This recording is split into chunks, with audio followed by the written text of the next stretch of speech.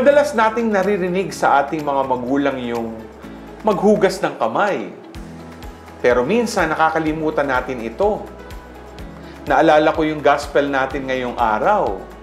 Nagalit ang mga Pharisees kay Jesus dahil hindi niya inobserve ang law na maghugas ng kamay bago kumain. Sabi nga ni Jesus sa kanila, although you cleanse the outside, you are pure evil and plunder on the inside.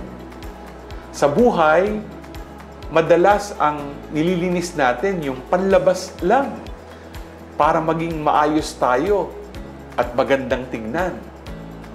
Pero mas mahalaga pa rin yung panloob na kalinisan. Ikaw, handa ka bang linisin ang iyong puso? G ka ba?